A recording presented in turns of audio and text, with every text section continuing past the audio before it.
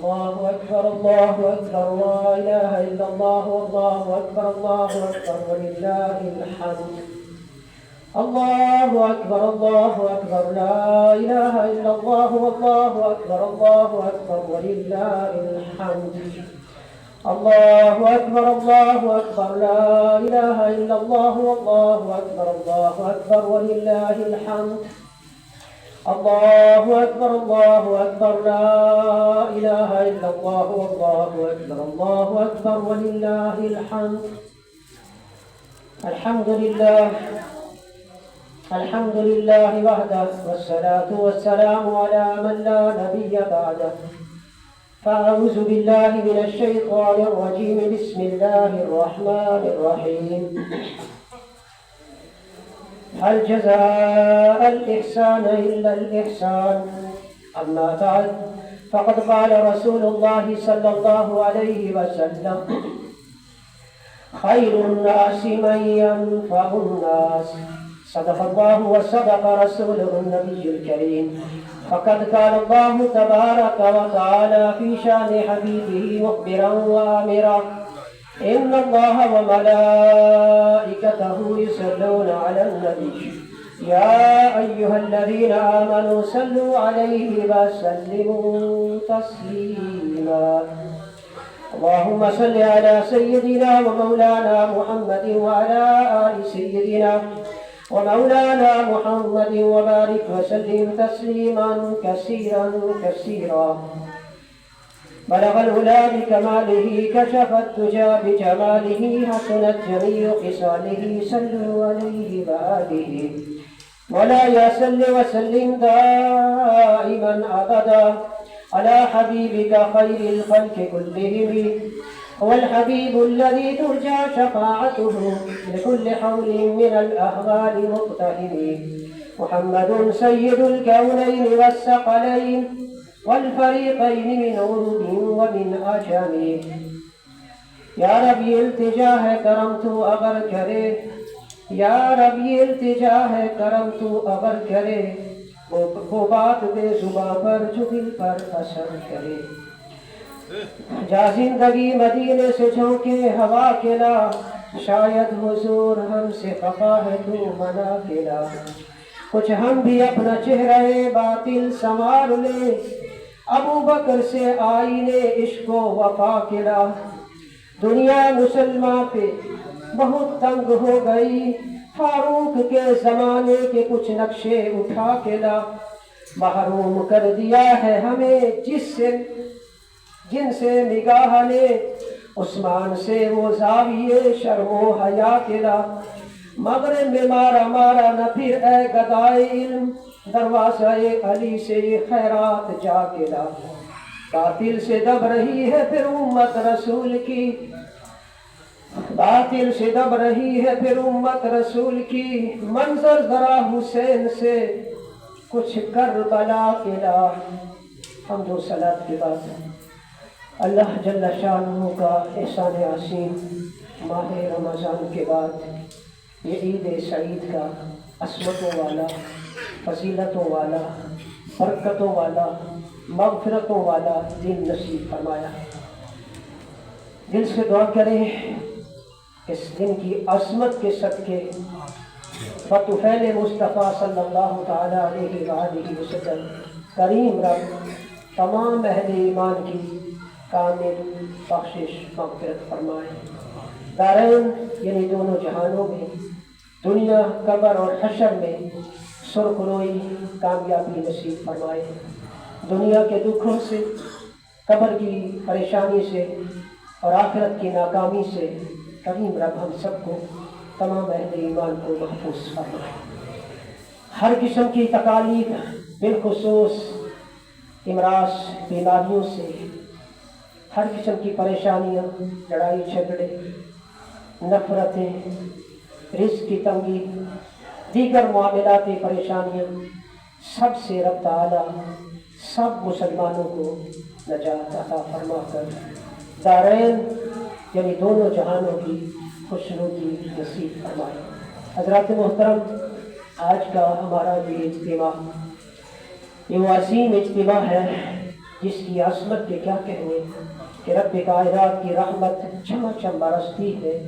فرمایا رسول اللہ صلی اللہ علیہ وسلم نے عید سعید کا دن جب آتا ہے رب تعالیٰ ہر بات کو جانتا ہے، لیکن اہل ایمان کی قدردانی کے لیے آسمان سے اپنے مقرب فرشتوں کو بھیجتا ہے۔ وہ گلی کوچوں میں کھڑے ہو جاتے ہیں، انسانوں کو عام انسانوں کو نظر نہیں آتے ہیں، لیکن وہ صدائے دل نواز لگاتے ہیں کہ اے امت محمدیہ کے افراد آؤ نا، نماز عید کی ادائیگی کے لیے آؤ، اپنی بخشش کے لیے آ جاؤ۔ پھر جب رسول اللہ صلی اللہ علیہ وسلم نے فرمایا جب اہل ایمان عید سعید کی ادائیگی کے بعد گھروں کو جا رہے ہوتے ہیں، میرے رب کی بارگاہ سے اعلان ہوتا ہے کہ لوٹ جاؤ، تمہیں واپس دیا گیا۔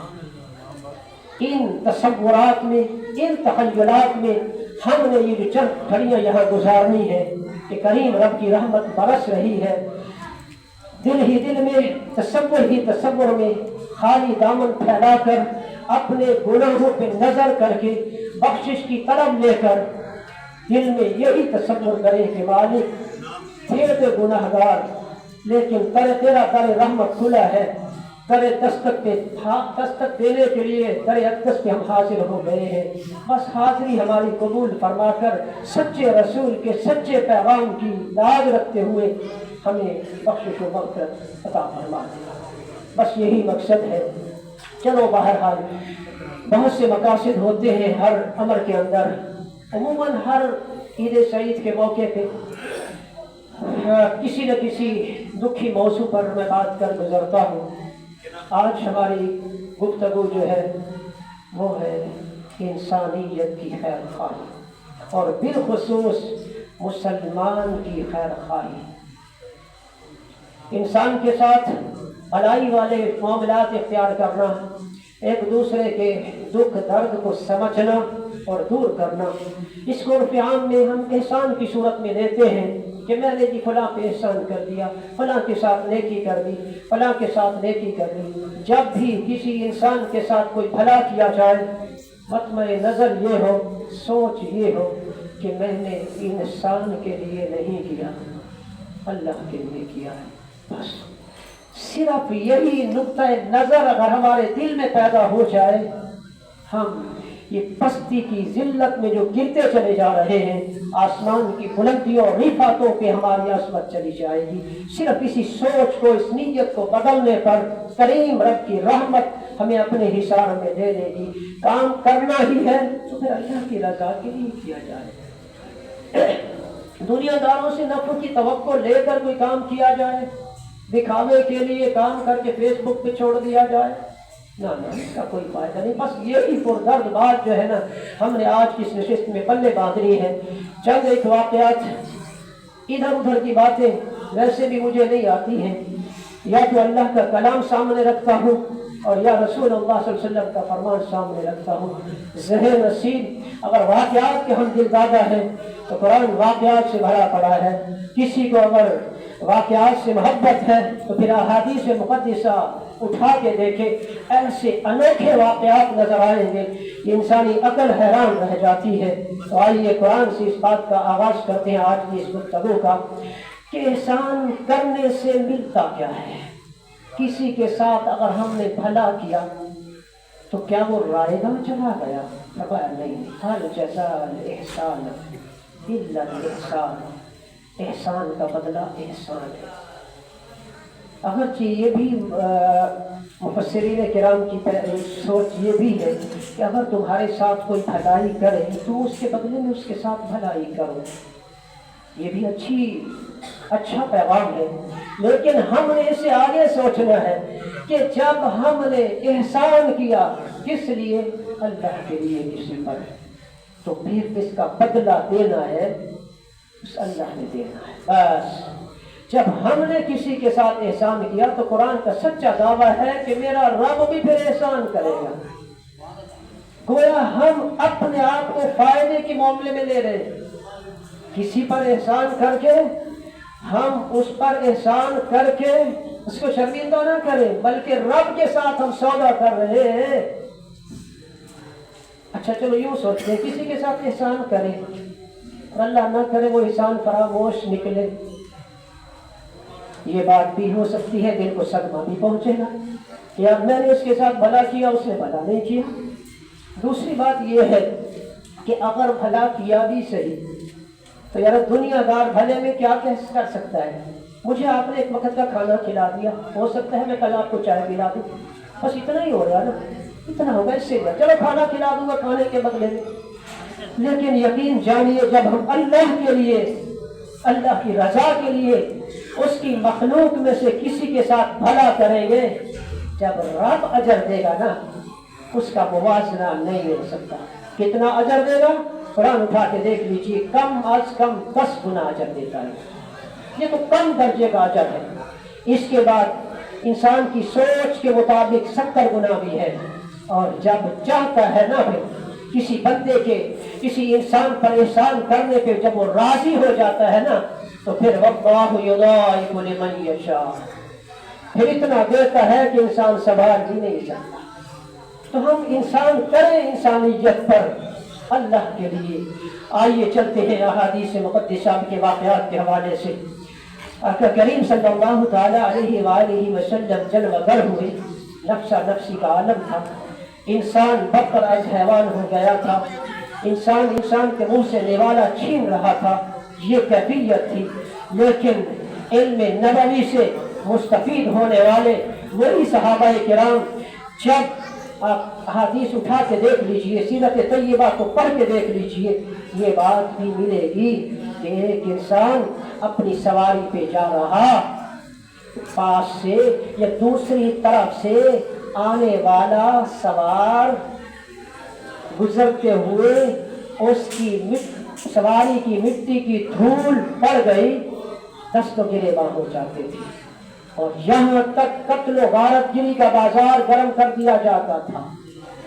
لیکن جب آقا کریم صلی اللہ علیہ وآلہ وسلم کی جلوہ گری ہو گئی، پیغام محبت جب اپنے محبین کے سامنے پیش کر دیا، تو پھر وہ درد بھرا منظر بھی نظر آتا ہے کہ 3 صحابہ کرام جو جنگ کی کیفیت میں زخمی بھی ہیں، جان طلب بھی ہے، پانی کے لیے سسک بھی رہے ہیں، آہ بھی نکل رہی ہے، لیکن جب ایک کے سامنے پانی پیش کیا جاتا ہے، پاس کسی دوسرے کے کسک کی سسک کی آواز کانوں میں پہنچتی ہے، بولنے سے قاصر ہے، اشارے سے کہتا ہے کہ فلاں کو دوسرے کو پانی پلا دو، دوسرے کے پاس پانی پلانے والا پہنچتا ہے، اس کی جان خطرے میں ہے، لیکن پاس کسی دوسرے ہوئے تڑپتے مریض کی آہ کو سنتا ہے، کہتے ہیں نہیں میں تو پیاسا مر جاؤں گا، میرا بھائی پیاسا نہیں ہے، دوسرے کی طرف بھیج دیتا ہے۔ 3 صحابہ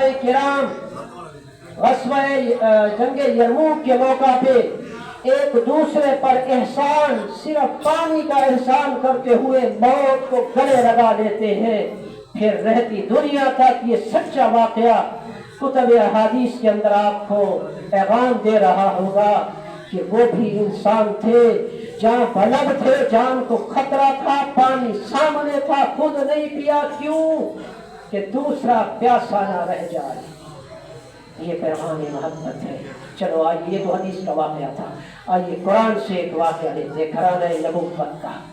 آقا کریم صلی اللہ علیہ وسلم کے وہ بچپن میں وہ یار وہ بیلی جس کو کہتے ہیں نا، حضرت علی المرتضیٰ شیر خدا رضی اللہ تعالیٰ عنہ، جن کے بارے میں محبوب دو عالم صلی اللہ علیہ وسلم نے فرمایا اخوکم اے علی، تم میرے بھائی ہو، داماد ہے، بڑے پیارے داماد ہیں، لیکن انہیں محبت بھرے انداز میں اپنا بھائی ہونے کا اعزاز رسول اللہ صلی اللہ علیہ وسلم نے منہ بولے انداز میں عطا فرمایا۔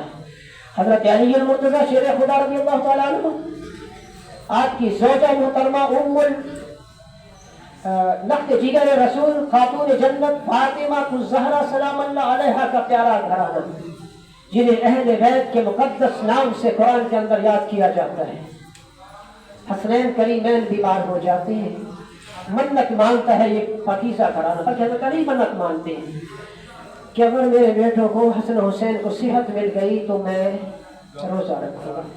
دونوں شہزادے تندرست ہو گئے، نظر معین واجب روزہ رکھنا تھا۔ گھر کی کیفیت یہ کہ گھر کے اندر روٹی کا ٹکڑا موجود نہیں ہے، شیر خدا گھر سے چلے، محنت و مشقت جہاں کرتے تھے، کسی یہودی کا پانی لگاتے تھے، اس کے پاس پہنچے کہ کچھ جو مجھے دے دو، جب تم کام کرواؤ گے نا اس کا معاوضہ مجھے قبل از وقت دے دو۔ یہودی تھا، دے دیا چند سا جو، بلکہ آدھا سا بھی نہیں تھا، یعنی یوں سمجھیے صدقہ فطر کے برابر 2 کلو کے لگ بھگ جو وہ لے کر آئے۔ خاتون اول، لخت جگر رسول، جنت کی شہزادی اپنے ہاتھوں سے جو کو پیستی ہے تا بناتی۔ روٹی کا اہتمام ہو گیا، سحری کھا لی، عجب امتحان ہے، شام کا وقت ہے، افطاری کے پیارے لمحے ہیں، خاندان نبوت کے یہ پھول سحری کا افطاری کا سامان رکھے بیٹھے ہیں، دروازے پہ دستک ہوتی ہے۔ مسکین ہوں، بھوکا ہوں، کھانا کھلا دوں۔ اپنے سامنے سے کب افطاری کے وقت اپنے سامنے رکھا ہوا کھانا اٹھاتے ہیں، غدیر المرتضیٰ دروازے علی پہ آئے ہوئے مسکین کو دے دیتے ہیں، خود پانی سے کھجور سے روزہ افطار۔ اگلا دن آ گیا، این افطاری کے لمحے ہیں، خاندان نبوت کے یہ پھول افطاری کرنے ہی والے ہیں، دروازے پہ دستک ہوتی ہے، یتیم آیا کھڑا ہے کوئی یتیم پروری کرنے والا۔ خاندان نبوت کے یہ افراد خود پانی سے روزہ افطار کرتے ہیں، افطاری کا سامان اٹھاتے ہیں، یتیم کے سپرد کرتے ہیں۔ تیسرا دن آتا ہے، آزمائش کی انتہا ہو جاتی ہے، 3 دن لگاتار پانی سے ذرا روزہ رکھ کے تو دیکھیے۔ تیسرا دن ہے، آزمائش کی عظیم گھڑی ہے، لیکن رب کا انعام قرآن کی صورت میں بھی تو ملنا ہے نا۔ جب تیسرا دن آیا، دروازے پہ دستک ہوتی ہے، مجرم تھا، قید میں رہ کے آ رہا ہوں، بھوکا ہوں، پیاسا ہوں، ہے کوئی قیدی کو پانی پلانے والا؟ قربان چاہوں نفوس قدسیہ کے اشاروں قربانی کے جذبے پہ اٹھایا افطاری کا سامان، قیدی کو کھلا دیا۔ رب کی رحمت جوش میں آ گئی ہے۔ اے علی، ہمارے لیے کیا ہے نا، آپ نے کسی کو نہیں بتایا، میرے رب نے قرآن کے اندر بتا دیا۔ وَيُحِبُّونَ الطَّعَامَ، طعام کھلاتے، کھانا کھلاتے اللہ کی رضا کے لیے۔ وَيُطْعِمُونَ الطَّعَامَ عَلَىٰ حُبِّهِ مِسْكِينًا وَيَتِيمًا وَأَسِيرًا۔ میرا رب اعلان کرتا ہے، دنیا والوں، قرآن کے ماننے والوں، قرآن پڑھنے والوں، سن لو، دنیا کے اندر میرے حبیب کا یہ گھرانہ جو ہے اللہ کی رضا کے لیے خود بھوکے رہتے ہیں، میری رضا کے لیے کبھی مسکین کو کھانا کھلا دیتے ہیں، کبھی یتیم کو کھلا دیتے ہیں، اور کبھی اسیر قیدی کو کھلا دیتے ہیں۔ لا نريد منکم جزاء ولا شکورا، پھر شکریہ بھی نہیں چاہتے، یہ بھی نہیں کہتے کہ یہ کہہ دے یا تیرا شکریہ ہے، تو نے مجھے بھوک کے وقت کھانا کھلایا ہے۔ کس لیے کرتے ہیں؟ لوجہ اللہ، اللہ کی رضا کے لیے۔ یارو ہم اپنا محاسبہ کر کے دیکھیں تو صحیح کہ بڑے ہم فراغ دل ہوں گے، دل کے حاتم طائی ہوں گے، بڑی بڑی ضیافتوں کا اہتمام کر گزرتے ہوں گے، لیکن یہ قرآن کا سچا واقعہ بتا رہا ہے کہ حضرت علی المرتضیٰ، خاتون جنت فاطمہ الزہرا اور ان کی خادمہ فضہ نامی وہ خاتون جو عمل کر گئے، دنیا کے اندر انہیں بتا دیا گیا کہ تمہارا یہ وہ عمل ایسا ہے کہ رہتی دنیا تک ایک مثال بھی ہے، اور قیامت آنے سے پہلے نص قطعی قرآن کے اندر تمہیں بتا دیا گیا ہے کہ تم نے یہ ہماری رضا کے لیے کیا ہے، تمہارا یہ عمل اپنی بارگاہ میں نے قبول بھی کر لیا ہے۔ ہر بندے کو پتا چلے گا قیامت والے دن جیتا کون اور ہارا کون، لیکن یہاں میرے رب نے قرآن کے اندر بتا دیا کہ یہ وہ جیتنے والے لوگ ہیں کہ جو خود بھوکے رہتے ہیں لیکن انسانیت کے بھوک کی پہچان رکھتے ہیں۔ یہ دو واقعات ہمیں جھنجھوڑ رہے ہیں، اپنا محاسبہ کرنے کا پیغام دے رہے ہیں۔ حدیث مقدسہ اور سامنے آ رہی ہے، سرکار صلی اللہ علیہ وسلم کے پاس ایک مہمان آتے ہیں، خاندان نبوت کے گھرانے کی اس کیفیت کو دیکھیے. ازواج مطہرات کے گھروں سے پتہ کروایا گیا کھانے کے لیے کچھ نہیں. ساقی کوثر امام کل گھر میں فاقہ ہے، مہمان کے لیے بھی کھلانے کو کچھ نہیں. پاس بیٹھے تھے صحابی رسول حضرت ابو طلحہ انصاری رضی اللہ تعالی عنہ. مدینے کا حسین ماحول تھا اور ویسے بھی مدینے والے مہمان نواز بنے.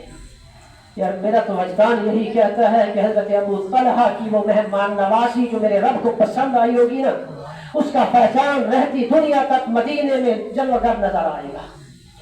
حضرت ابو طلحہ نے عرض کی حضور میں مہمان کو لے جاتا ہوں. گھر میں لے گئے، پتہ کیا، فرمایا صرف معمولی سا کھانا ہے، ہمارے دونوں کے لیے، بچوں کے لیے بھی پورا نہیں ہے. بچوں کو سلا دیا گیا. کیا جذبہ محبت ہے، بچوں کو سلا دیا گیا کہ نبی کے مہمان کی خدمت کر لی ہے. پھر دیکھیے معاملہ کیسے طے ہو رہا ہے. فرمایا عرض کی زوجہ ابو طلحہ نے کہ بندہ پرور کھانا تو بالکل تھوڑا ہے. اب یہاں میزبانی کا طریقہ یہ ہے کہ مہمان کے ساتھ مل کے میزبان کو کھانا پڑے گا. یہ شریعت محمدی میں ہم نے قبول کر رکھا ہے. اگر مہمان کے ساتھ نہیں کھائیں گے تو برا منائے گا. اس کی دل آزاری بھی مقصود ہے، دل آزاری بھی مقصود نہیں کہ دل نہ ٹوٹے کہ یار ہمارے ساتھ نہیں کھا رہا، اور یہ بھی مقصود نہیں کہ وہ بھوکا رہ جائے.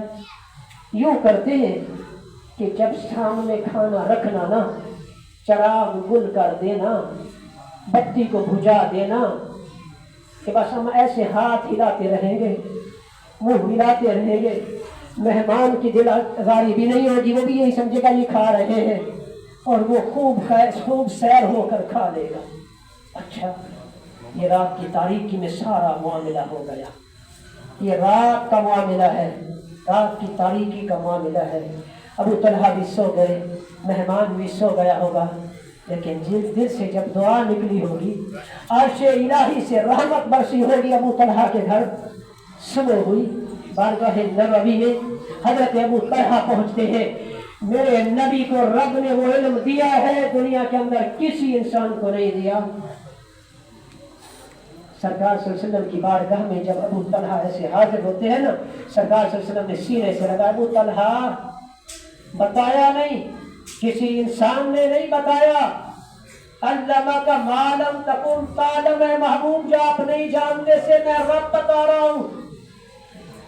فرمایا ابو طلحہ تیرے رات کی مہمانی تیرے رب کو پسند آئی ہے، تیری رات کی مہمانی تیرے رب کو پسند آئی ہے، اور وہ فرشتوں میں بیٹھ کر تیرا نام لے کے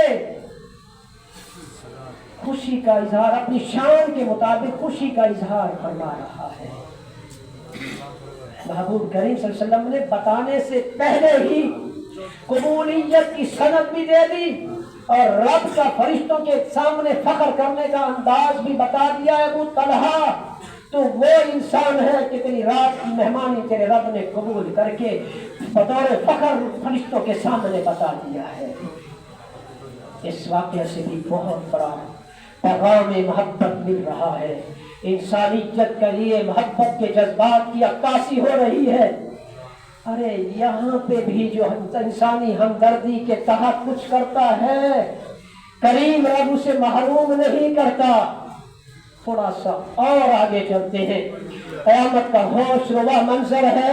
یوم یفر المرء من اخیہ وامہ وابیہ وصاحبتہ وبنیہ، کوئی کسی کا پرسان حال نہیں ہوگا، لیکن خیر الناس من ينفع الناس.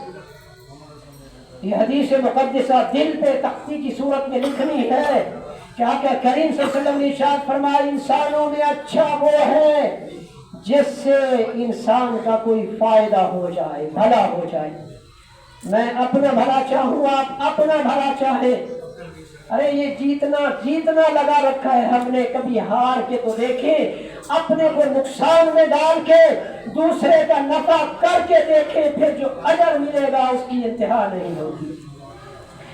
احادیث کا یہ سچا واقعہ کہ نفسا نفسی کے عالم میں باپ بیٹے کا تعلق محبت والا نظر نہیں آئے گا، باپ اگر کہے گا بیٹے نیکی تو دے دینا، بیٹا کہے نہیں میں تو خود الجھا ہوا ہوں، ممتا کی محبت اپنے سامنے تڑپتے بچے کو دیکھے گی ماں مجھے نیکی دے دے، بچہ ماں کہے گی نہیں نہیں آج تو نفسی کا عالم ہے، میں کچھ نہیں کر سکتی۔ آئیے حدیث اٹھا کے دیکھ لیجئے، سرکار صلی اللہ علیہ وسلم ارشاد فرماتے ہیں دو بندے رب کے حضور پیش ہوں گے، ان کے عمل نامہ دیکھا جائے گا، ترازو میں تولا جائے گا، نیکیاں نیکوکار کی دیکھی جائیں گی، بدکار کی دیکھی جائے گی۔ ایک بندہ ایسا ہوگا جب کہ معاملہ ایسا کڑا آ جائے گا کہ نیکیوں اور بدیوں والے پلڑے میں تھوڑا سا فرق ہوگا۔ کتنا؟ سرکار صلی اللہ علیہ وسلم نے فرمایا ایک نیکی صرف کم ہوگی، برابر نہیں، صرف ایک نیکی کم، گناہ صرف ایک زیادہ۔ بس کسی طرح ایک نیکی اگر اس کی ہوتی وہ داخل جنت ہو جاتا۔ سرکار صلی اللہ علیہ وسلم یہ واقعہ بیان فرما رہے اپنے دیوانوں کو، اے میرے ساتھ محبت کرنے والوں سنو، پھر وہ بندہ جس کے نامہ اعمال میں سارے گناہ ہوں گے، سارے گناہ ہوں گے، صرف ایک نیکی ہوگی، تڑپ جائے گا۔ اس کا یہ حال ہے کہ صرف ایک نیکی کم ہے، اس کو جہنم میں بھیجا جا رہا ہے، میں تو جانا ہی جہنم میں ہے۔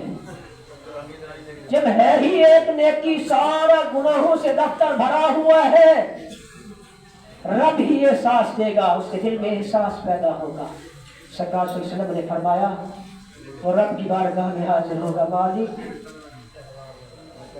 مالک جانتا ہے کہ یہ کیا معاملہ ہے، ابھی حساب شروع ہونے والا تھا کہ وہ اپنی ایک نیکی دیکھے جہنم کی طرف، اس نیکوکار جس کی صرف ایک نیکی کم تھی اس کو جا کے دے دیتا ہے، یار تو جا بارگاہ الوہیت میں اور عرض کر کے مالک میری نیکیاں پوری ہو گئی ہیں، فلاں بندے نے مجھے نیکی دے دی ہے، تو جا، میں نے تو ویسے بھی جہنم میں جانا ہے، میں نے تو ویسے بھی جہنم میں، جب ہے ہی ایک نیکی، سارے گناہوں سے دفتر کالا ہے اور تیری ایک نیکی کم ہے، تو جہنم میں جا رہا ہے، میں نے تو جانا ہی ہے، چلو تو بچ جائے نا، میرا کیا ہے۔ فرمایا رسول اللہ صلی اللہ علیہ وسلم نے جب وہ بندہ پلٹ کے رب کی بارگاہ میں آئے گا، رب جانتا ہے لیکن قسمت کے فیصلے کبھی یوں بھی رحمت بھرے انداز میں کر دیتا ہے۔ فرمایا عرض کرے گا یا اللہ اب میری نیکیاں توڑی جائیں، میری نیکی ہے نا مجھے مل گئی ہے۔ رب جاننے کے باوجود پوچھے گا بندے یہ کیسے ہو گیا، یہ تو دنیا کے اندر سارا کتاب کا خاتہ ختم ہو گیا تھا۔ فرمایا مالک وہ دیکھ فلاں گناہگار تیرے سامنے کھڑا ہے، اس کے پاس صرف ایک نیکی تھی، اس خیال سے کہ میں تو گیا چلو یہ بچ جائے، اس نے مجھے دے دی ہے۔ آقا کریم صلی اللہ علیہ وسلم نے فرمایا اے انسان، اے مسلمان سن لے، جا اس گناہگار جس کی صرف ایک نیکی تھی اور وہ بھی اس نے تجھے دے دی ہے، ہم نے اس کے اس عمل کو آج بھی قبول کر لیا ہے، اس کے درد دلی کو آج بھی عروج کی بلندیوں پہ قبول کر کے ہم نے رکھ دیا ہے، اس کا ہاتھ پکڑ خوشی کے ساتھ تو بھی اور اس کو بھی جنت ملے گا۔ ذرا عالم تصور میں سوچی، ذرا غور کریں کہ یار جہاں کچھ نہیں کوئی کسی کے لیے کرے گا، لیکن اگر وہاں پہ بھی کسی کے ساتھ احسان کر دیا تو کریم رب انعام کتنا دے گا۔ ایک نیکی کم تھی، جہنم کا فیصلہ سنا دیا گیا تھا کہ جاؤ جہنم میں، ارے جس کے پاس تھی ہی ایک نیکی اتنی وزن میں بڑھ گئی، صرف ایک نیکی اس نیککار کو دینے کی وجہ سے گناہگار کی نیکی کا اتنا وزن ہو گیا کہ سارے گناہوں کے دفتر پہ وہ ایک نیکی بھاری ہو گئی۔ بس اس انداز کو ہم نے اپنی زندگی میں اپنانا ہے۔ خیر الناس من ینفع الناس، یہ سچے رسول کا سچا فرمان ہے کہ انسانوں میں اچھا وہ ہے جس سے کسی دوسرے انسان کو فائدہ ہو جائے۔ اب ہم نے یہی نیت آخری سانسوں تک رکھنی ہے کہ ہم نے سودے بازی نہیں کرنی، اللہ کے لیے انسانیت کی بے لوث خدمت کرنی ہے۔ خدمت ہی میں عصمت ہے، اسی ہی میں کامیابی ہے۔ اللہ جل شانہ ان عصمت والے کاموں کی رب تعالی ہم سب کو کرنے کی توفیق عطا فرمائے۔ اپنے لیے نہیں دوسروں کے لیے بھی کبھی جینا ہو جائے تو پھر بڑی بات ہے۔ اللہ جل شانہ ہم سب کو رحمت کا حصہ عطا فرمائے۔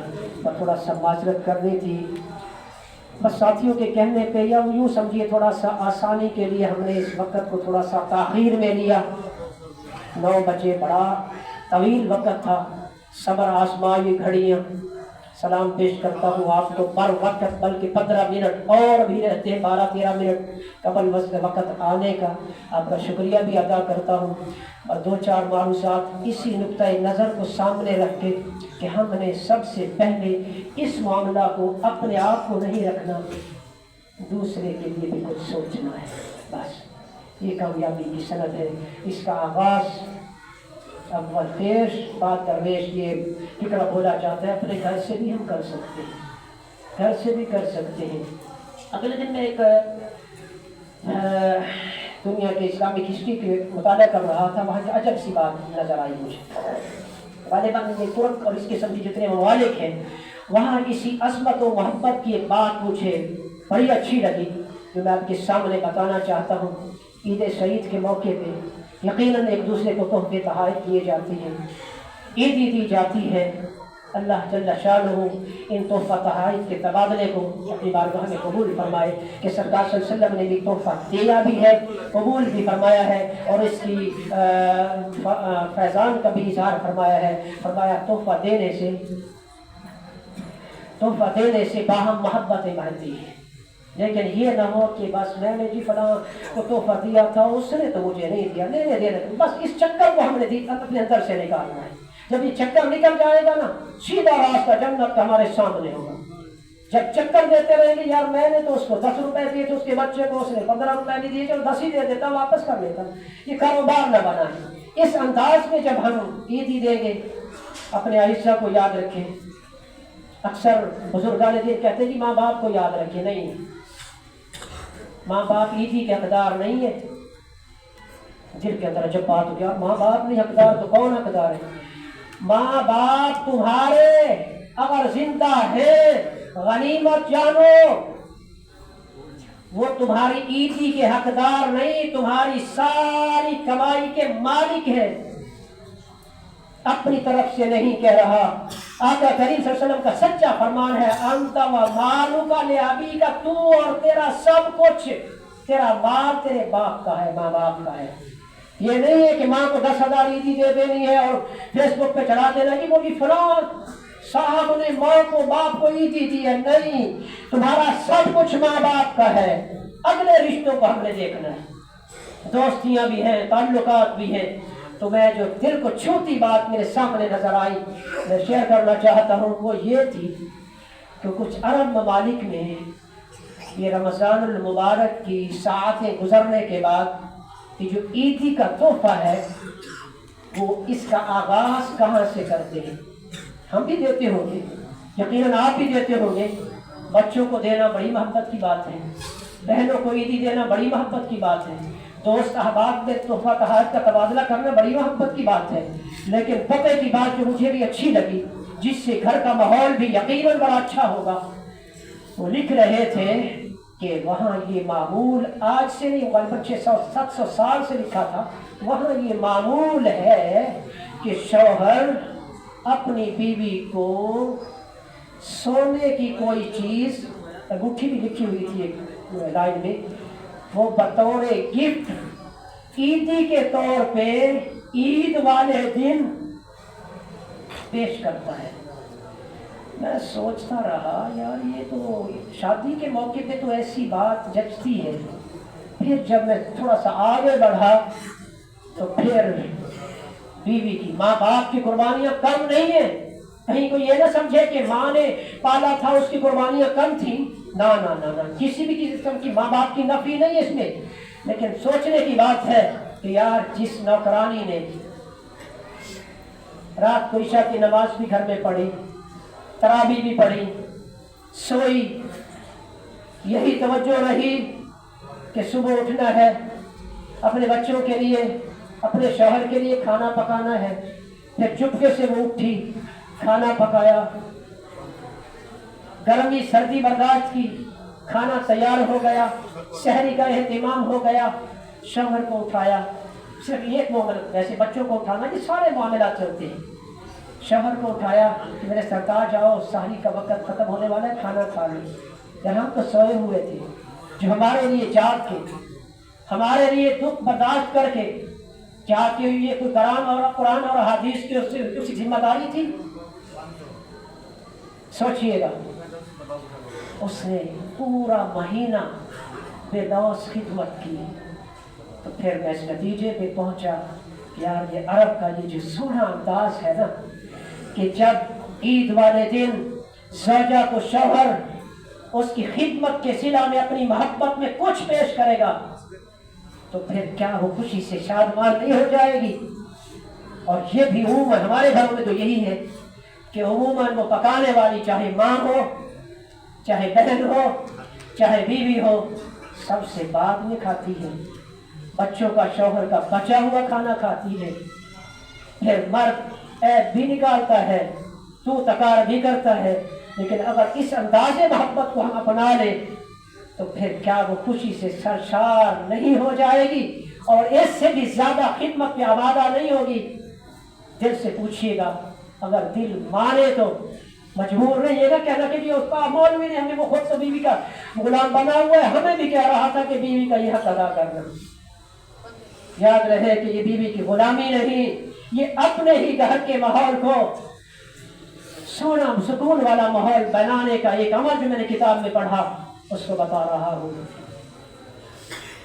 ان معاملات کو، گھر کے ماحول کو اجلا بنانے کے لیے اگر ہم اپنا لیں، ہمارا اپنا ہی گھر آباد شاد نظر آئے گا۔ لیکن جب اس معاملہ کے اندر ہم ڈنڈی ماریں گے تو پھر لا محالہ اینٹ کا جواب پتھر سے ملے گا۔ کام تو ہوتے رہیں گے لیکن بدمزگی کی صورت میں، بے سکونی کی صورت میں، ارے یارو بے سکونی تو ایک لمحے کی بھی بڑی بری ہوگی۔ اگر گھر میں سکون نہ ہو نا تو پھر ایک لمحہ بھی گزارنا مشکل ہو جاتا ہے۔